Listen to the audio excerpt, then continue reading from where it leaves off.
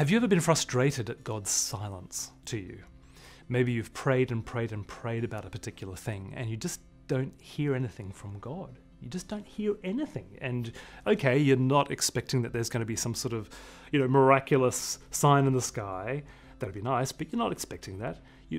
Maybe the dream would be nice, but God doesn't always speak to us through dreams. Wouldn't it be wonderful if somebody came up to us in the street and said, I've got a word from God for you. I don't know what it means, but does this make any sense to you? That'd be great, happens sometimes. But then you're just kind of thinking, maybe if God would just give me a sense of yes or no, right or wrong, this way or that way in my heart, at the very least, couldn't he just give me that? But it still doesn't come. Over a period of 10 years, my wife and I tried to start a family.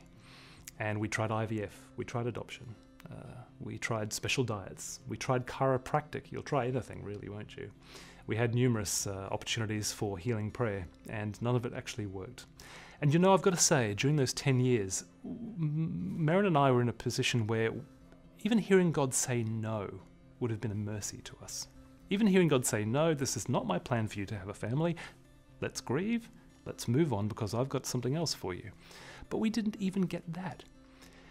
And the funny thing was that during that 10 years, Maren and I had guidance on all sorts of other areas in our life. We were in Brisbane, in Australia. That's our hometown. We had clear guidance to move from Brisbane to Perth for me to start a radio career over there.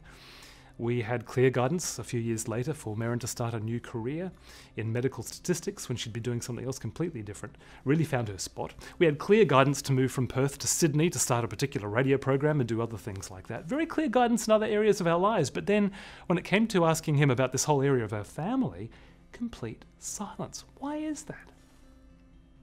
I don't think I've even got any answers for you. But after, I guess, a few years now down the track, when we've started again after our own broken dream and had an opportunity to just look back and reflect a bit, pray, get to know God even more, it seems to me that sometimes we demand answers from God when actually do we have any right to demand answers from God? You think about Job. You think about that guy who lost everything. The story tells us in the Bible that he lost his family, he lost his health, he lost all his riches, he lost all his cattle and his fields, he lost everything. And most of the book recounts him asking questions of God. Why would this happen? Why would you let this happen? Why is this happening? Surely something bad like this can't happen to the righteous. And in fact, the early parts of Job call him a righteous man.